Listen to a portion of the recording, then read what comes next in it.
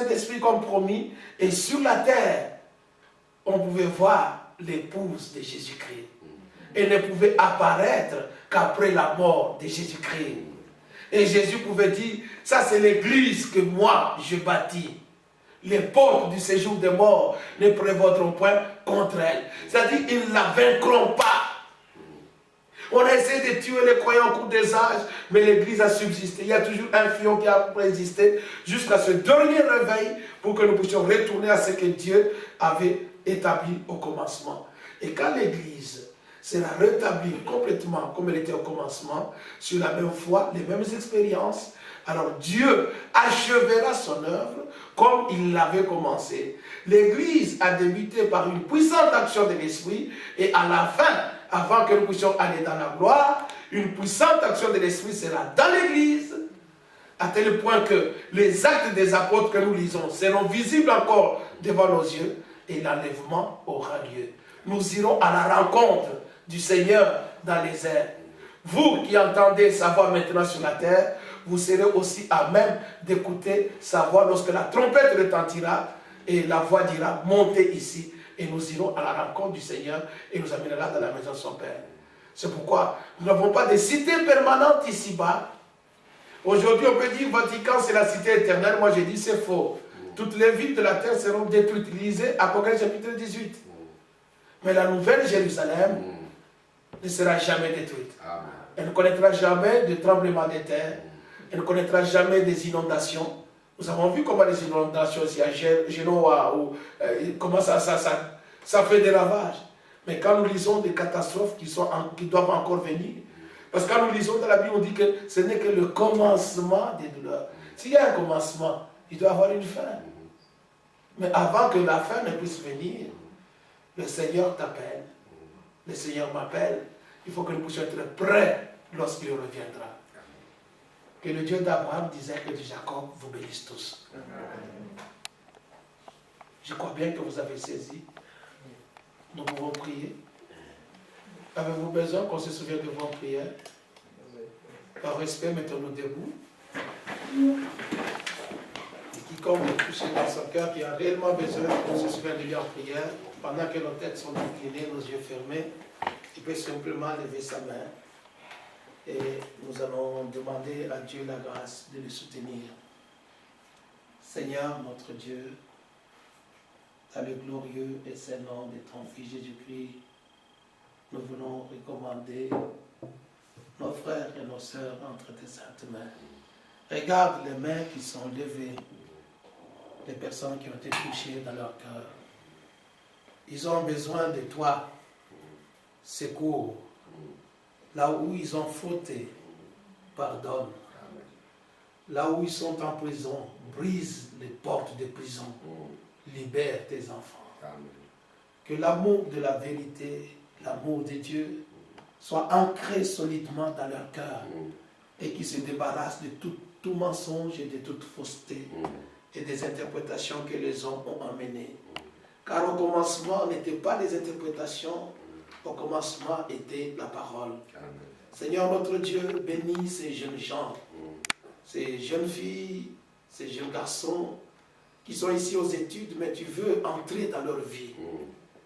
Qu'aucun d'eux ne puisse résister à ta vérité. Ne donne pas du répit à l'âme de chacun, jusqu'à ce que chacun se rende à toi, qui t'accepte comme son sauveur personnel, et qu'il ait la vie éternelle, et le bonheur éternel l'attend. Seigneur, que tout soit béni de toi. Oui, guéris leurs maladies. Souviens-toi de leurs problèmes terrestres, qui vient en seconde position. Car c'est toi qui as dit chercher premièrement le royaume des cieux et la justice de Dieu. Et toutes choses vous seront données par sur quoi. Les portes du royaume leur sont ouvertes. La justice de Dieu est prête à leur être donnée. Et à tous ceux qui ont reçu ta parole, accorde leur justice. Rends-leur l'innocence, afin que gloire et honneur te soient rendus. Car il t'a plu de racheter les gens de toute tribu, de tout peuple, de toute langue, de toute nation, de toute couleur. C'est ton amour infini qui a fait cela. Et nous te louons, nous te remercions, parce que l'évangile parcourt la terre, a cherché ses âmes élues, jusqu'à ce que le dernier soit entré, et que la porte fut fermée. Bénis ce jour, bénis ce dimanche, bénis leurs études, Seigneur, bénis cette nation et cette ville. Partout il y a encore des élus, amène-les, Seigneur, contre-les. Car Jésus, tu as dit qu'aucun d'eux ne manquera. Je connais mes brebis, et mes brebis me connaissent. Ils entendront ma voix. Fais entendre ta voix encore dans cette ville. Fais entendre ta voix dans ce campus, pour que les élus de Dieu, les brebis du Seigneur l'entendent, et qu'ils ne demeurent pas statiques, mais qu'ils soient dynamiques pour te suivre. Nous voulons te suivre tout le chemin. Sois loué, sois glorifié, sois adoré, maintenant et à jamais, dans le glorieux et précieux nom de Jésus-Christ. Amen. Amen.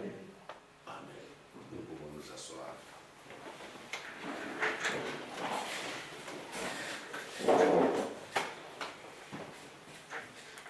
Bien-aimés frères et sœurs, nous avons entendu la parole de Dieu et à chacun, comme nous avons exprimé dans la prière, de prendre aussi position. Car aujourd'hui, si tu entends sa voix, n'endurcis pas ton cœur. Beaucoup sont attirés par les choses qui sont dans le monde. Et nous l'avons entendu, la parole de Dieu demeure éternellement. Nous avons été aussi jeunes comme vous, étudiants comme vous aussi. Mais si vous nous voyez témoigner de cet amour que Dieu nous a manifesté, parler de cette parole, c'est que quelque chose dans notre vie a été fait par Dieu. Amen. C'est que nos vies ont été touchées et nous avons pris l'engagement de marcher avec le Seigneur. Le temps vous est accordé comme à quiconque. Le temps nous est donné pour nous laisser préparer, pour rencontrer le Seigneur. Dans Jean où nous avons lu, dans Jean 17, « Or la vie éternelle est qu'ils te connaissent, toi le seul vrai Dieu, et celui que tu as envoyé. » Il est question de la vie éternelle, pas de la vie des hommes. Ne peut donner la vie éternelle que le Dieu éternel.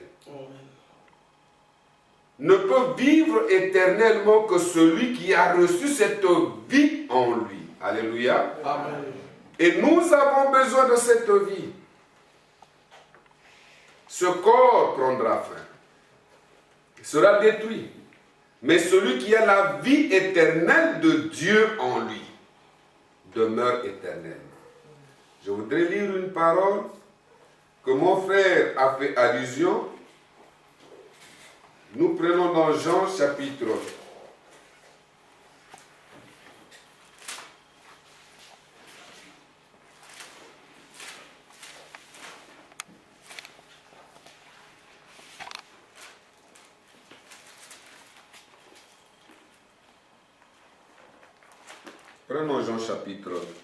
7. Une parole que le Seigneur a dite au verset 37. Le dernier jour, le grand jour de la fête, Jésus se tenant debout s'écria, « Si quelqu'un a soif, qu'il vienne à moi et qu'il boive. Celui qui croit en moi, des fleuves d'eau vive couleront de son sein, comme dit l'Écriture. » D'autres versions disent, « Celui qui croit en moi, comme dit les Écritures, Amen. Des sources d'eau vive couleront de son sein. » Et nous avons lu, il est écrit, qu'il a été mis à mort selon les Écritures. Il est né selon les Écritures. Et nous devons croire en lui selon les Écritures, afin que l'Esprit promis, le Saint-Esprit, puisse être en nous, et par lui que nous recevions la vie éternelle. Il dit cela de l'Esprit que devaient recevoir ceux qui croiraient en lui, car l'Esprit n'était pas encore, parce que Jésus n'avait pas encore été glorifié. Alléluia. Amen. Et le frère nous a dit encore, les Écritures dans Jean 17, dans Jean 15, il a cité 15, 14 et 16, nous dit, quand le consolateur, l'esprit de vérité, quand il viendra, il sera en vous. Alléluia. C'est une promesse que Dieu a faite. Elle l'a faite à quiconque. Et celui qui croit que Jésus-Christ est mort pour lui, qui croit à l'évangile du salut, l'amour de Dieu manifesté pour nous, Dieu ayant pris un corps humain pour l'offrir en sacrifice à ta place, afin de porter ton péché. Dieu lui-même a pris ton péché, il l'a placé sur Jésus-Christ. Et toutes tes iniquités, il a placé sur lui. La mort qu'a connue cet homme de Jésus à la croix, c'était pour toi et pour moi. Alléluia. Amen. Il a accepté de mourir à notre place. C'était difficile. On ne l'a pas couvert dans le seuil. Non, il était nu à la croix. On l'a blessé pour toi et pour moi. Pour nos péchés. Ésaïe 35 où il a lu. Il a été blessé pour nos péchés, brisé pour nos iniquités. La condamnation qui devait tomber sur nous pécheurs, Dieu l'a fait placer sur lui. Alléluia. Un seul condamné à la place de tous. Un seul blessé à la place de tous. L'agneau de Dieu, Jean-Baptiste, dans Jean chapitre 1er, verset 29, a dit, voici l'agneau de Dieu qui ôte le péché du monde. Alléluia. Celui qui croit, pas dans une organisation, à cet agneau qui a accepté de mourir à notre place. Celui-là, le salut est individuel.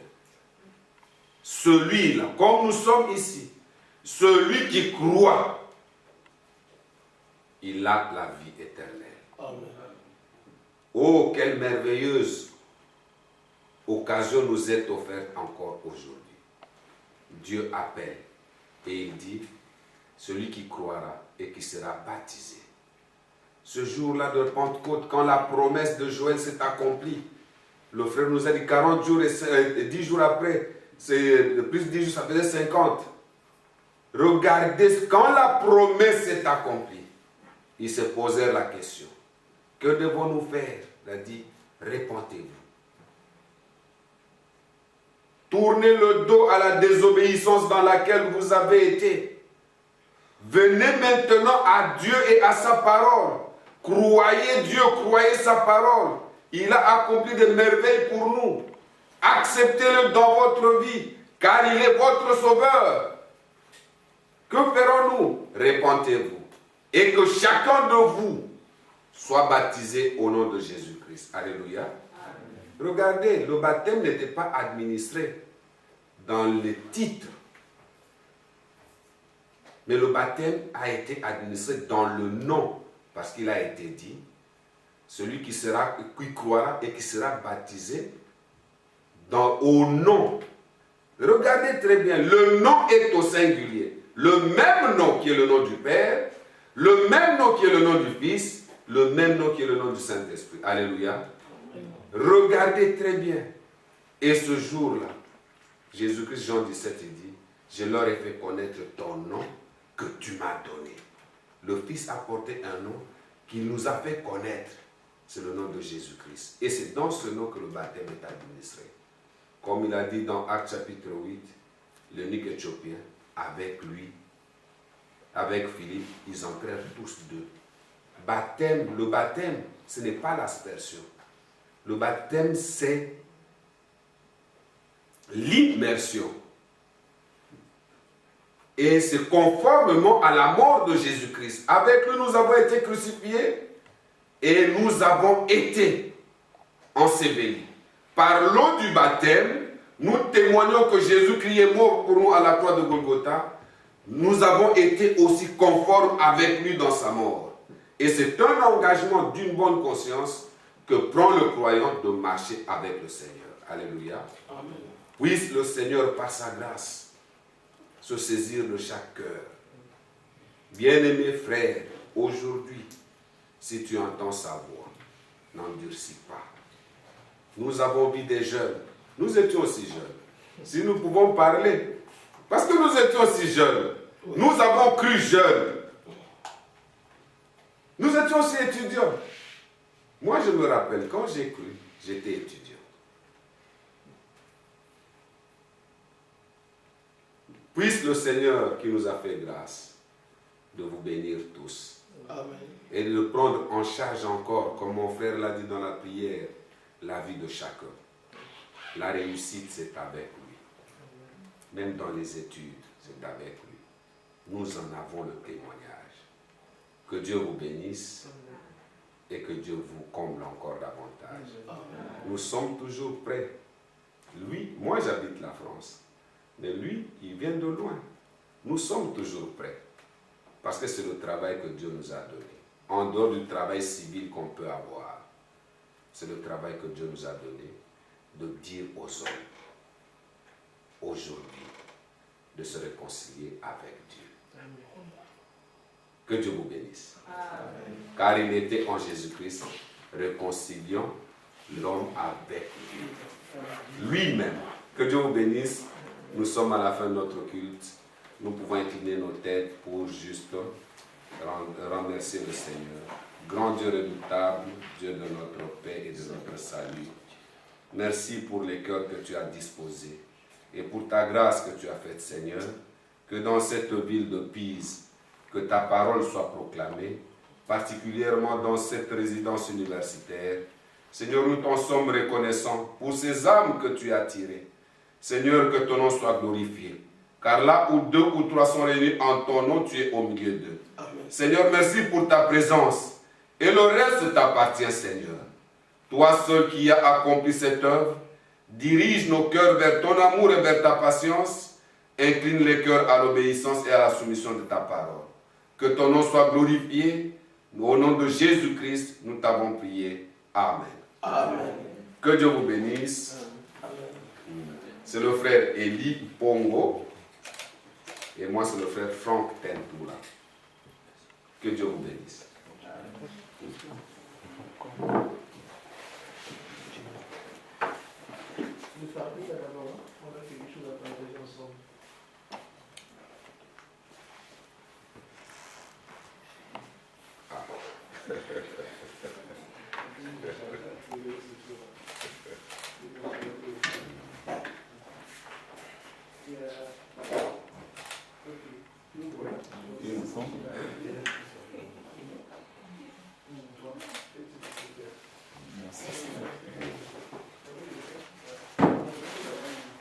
Êtes-vous content? S'il y a des questions posées, n'hésitez pas. Posez les questions que vous voulez pendant le temps de la détente. Comment tu t'appelles? Hein? Nino? Nino. Ah, je connais un frère Nino à Lyon.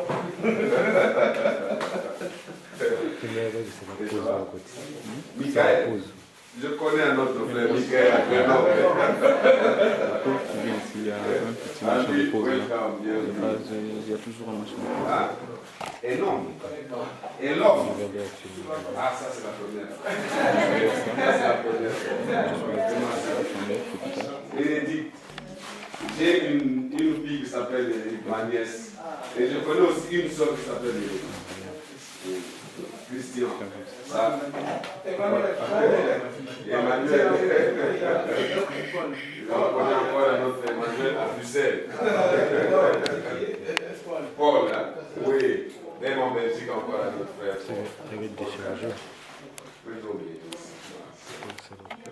Hein? Leroy. Leroy.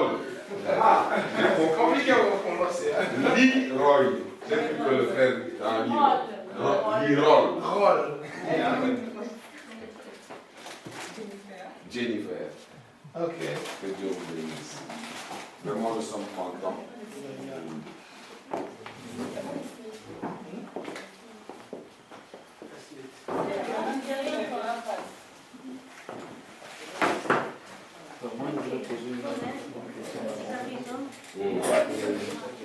Normalement, on a un peu effleuré le sujet, puis je suis resté un peu dans la soirée. Mettre la pause.